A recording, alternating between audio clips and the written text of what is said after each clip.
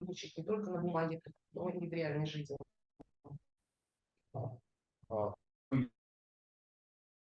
An agreement between our university and the Pune University, but it hasn't been, our cooperation hasn't been very active during these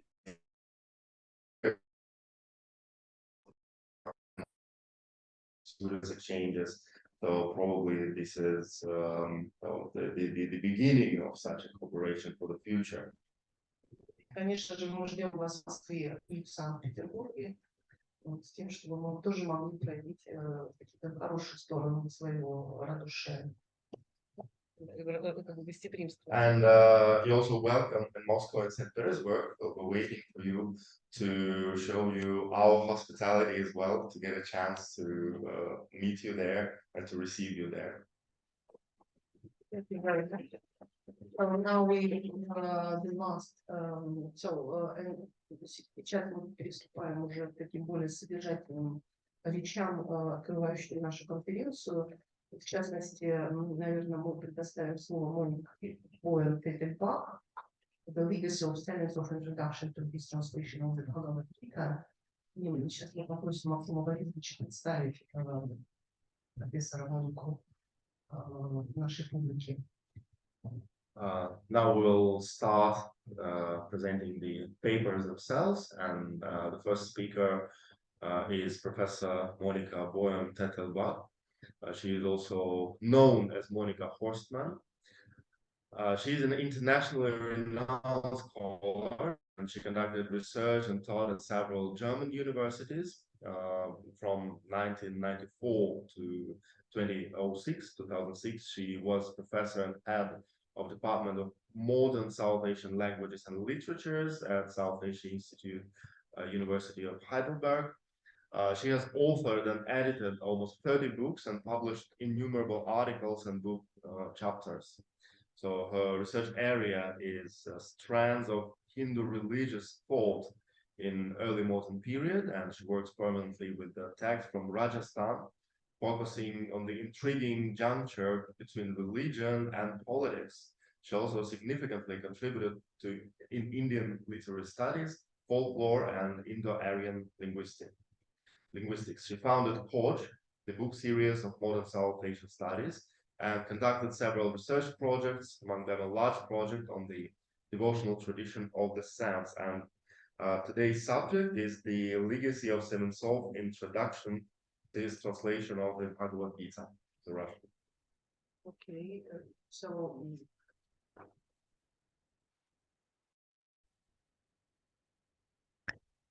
yes, friends, thank you very much for inviting me to your conference. Am I audible? Am I audible? Yes, you are. Oh, good. Oh, good. Yes. So thank you very much for inviting me. It's a fascinating conference, and the range of papers is just outstanding. I have the great honor to say a few words about Sementsov's introduction to the Bhagavad-Gītā, a work that is little known outside the Russian-speaking academia. Here at this conference, dedicated to Sementsov's memory, no renewed appraisal of his achievements is called for. Almost 40 years after his death, his work endures and is also appreciated by wider readership thanks to his translation of the Bhagavad-Gītā. The Russian and international academia honored him already 15 years ago by a commemorative volume. And Professor Pskhu just outlined the main lines of his thought and academic contributions. Noteworthily, however, his enduring contribution to Indian philosophy has been little recognized by the non-Russian academia.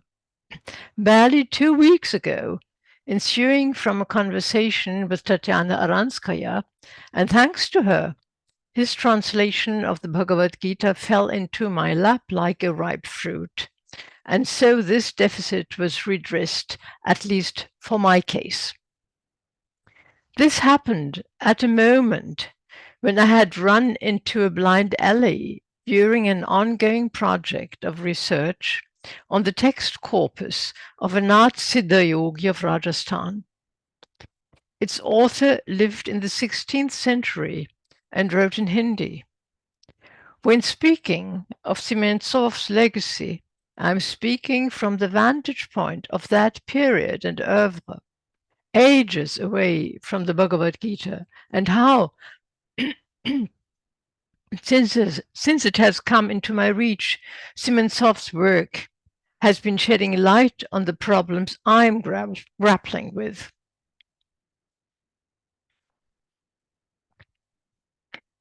I would not have the temerity of reappraising his translation.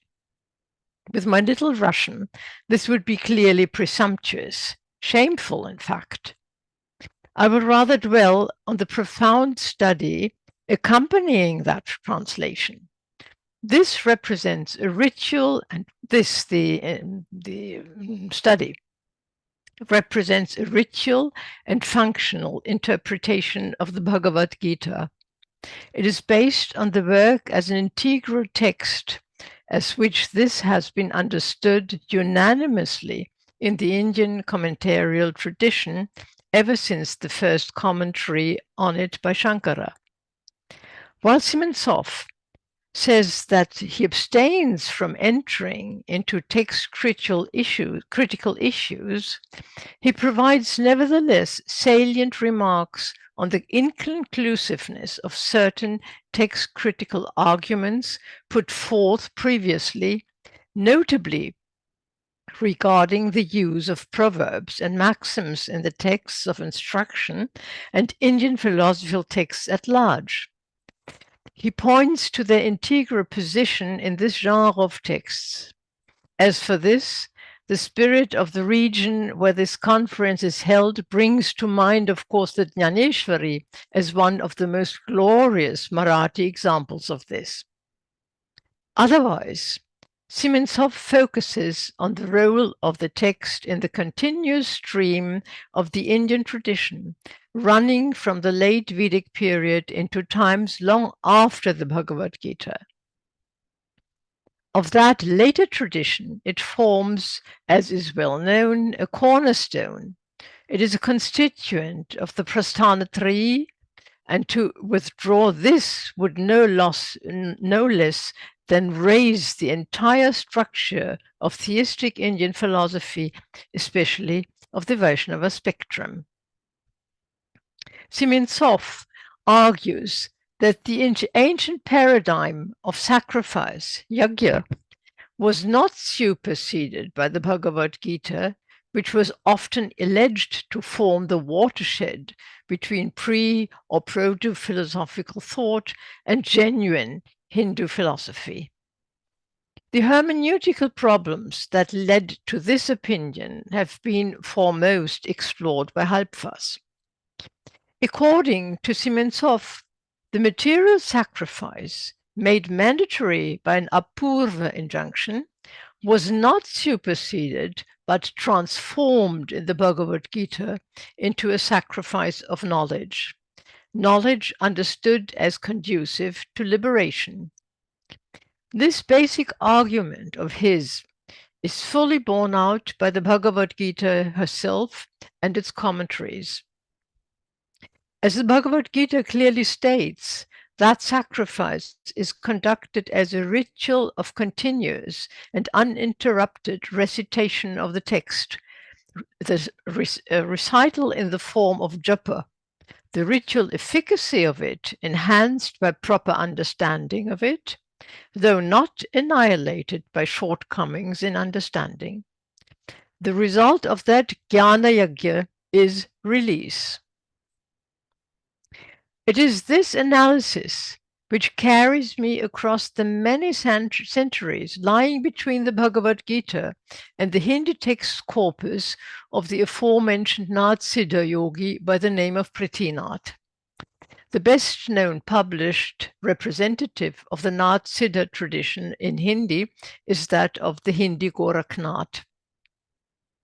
Assigned to Prithinath are some 27 treatises, next to the treatises assigned to Goraknath, the biggest Nath Siddha corpus of treatises assigned to a single author. They are pretty similar in content.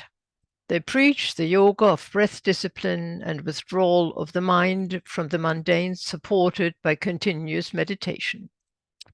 The seeker of liberation is always represented as the great warrior who sets out to conquer the fortress of his body, at whose top lies the treasury of liberation. These texts, all of them written maxims, vary greatly in length. How they were performed is unknown, and by the 19th century, some of them seem to have fallen into disuse or maybe even into oblivion. The redactors of that rather big text corpus may have been related to or identical with the redactors of Goraknath's treatises, as distinct from his aphorisms and lyrics. They went by principles pointing both to the Bhagavadgītā and the Tantric tradition. They claimed coherence of the corpus by naming each of those texts a Yoga Shastra in the Mahapurana of Prithinath's doctrine. This corresponds to the similar phrasing in the Pushpikas of the Bhagavad-Gītā. The very expression, doctrine, mat, in the Pushpika's phrasing, which runs, treatise so-and-so, forming a Yoga Shastra in the Mahapurana of Prithinath's doctrine, mat, echoes the confirming formula in Bhagavad-Gītā 1870, iti me matih, so do I believe. While the recitation of the Bhagavad-Gītā constitutes a sacrifice of knowledge, superseding or revalidating the sumptuous Vedic or any other material sacrifice, the redactors of the Nath Siddha corpus took a totally different turn. Nath Siddhas decry summarily as useless all japa tapa and other common religious practice. Japa refers mainly to the tantric mantra recitation, but may well include epic recitation. The Naths, retain the concept of the supersession of material sacrifice by the sacrifice of knowledge. In their case, though, the sacrifice of knowledge rests on the methodical execution of yogic discipline. This surpasses innumerable horse sacrifices. Typical of yogic texts, it represents the most perfect instantiation of the Atharva Veda. The yogic discipline produces the Nath Siddha form of japa. In the Bhagavad-Gītā commentaries, this very word, japa, paraphrases the recitation of the text, namely partha or svadhyaya. And in the case of the Nath Siddhas, japa, as phonation of syllables, is replaced by ajapad japa. It does not represent the articulation of syllables, but is rather the sound of controlled inhaling and exhaling, with one's mind fully subdued and in possession of liberating knowledge characterized by discrimination between that which really is and that which is not. Such a yogi is the cosmic man, Mahapurusha, who stands in the cool stream of Brahman fire, in his hand the lamp of knowledge, himself Brahma, the Atharvavedic priest, and Brahman alike, making an interior offering to Brahman. This, of course, reminds of Bhagavad-Gītā 4.33 and at the same time of tantric treatises. For Tantra compares its ritual with the Brahmanic sacrificial act and thereby supersedes the latter by the former. An example of this is contained in Matrika Bheda Tantra, where it is stated that the Vedic sacrifice represents the accomplishment of an act whereas the interior tantric sacrifice is a gnostic oblation, jnana-homa, granting liberation. The Ajapa japa, Soham, Hansa, is the yogic Gayatri, thereby quintessentially the Veda. It is the Hansa, Ganda, the self identical with the universal self. In this fashion, the Nat-Siddha corpus of texts is fed by an entangled tradition pointing to the Bhagavadgītā as well as to the chronologically much later tantric treatises. In such texts, and a fortiori in the reasoning underlying their redaction and pointing straightforwardly to the Bhagavad-Gītā, we witness the ongoing transformation of the concept of sacrifice. In all such transformation, however, the paradigm of the ritual of sacrifice itself persists. The spiritual warrior engaged in his yoga sangrama is described in the allegory of a warrior fully equipped with helmet and armor, his sword buckled and shield in hand. In the regional culture of Rajasthan, and of course also in other regions, two models of heroism are juxtaposed. One, the Rajput warrior waging exterior war. In the repertoire of heroic literature, he is depicted as a fighter in the Mahabharata war. Most of the time, that epic war was, of course, only one of petty Rajput cattle raiders or claimants of land. Their war is continuous action, a hollow glory, sooner or later leading to death. The other Mahabharata is that of the spiritual warrior fighting his interior battle against himself and endowed with discrimination between the contingent and the real, both mirroring and invalidating the former type of warriors. He emerges victorious, prevailing over his ego, and lives eternally in motionless liberation.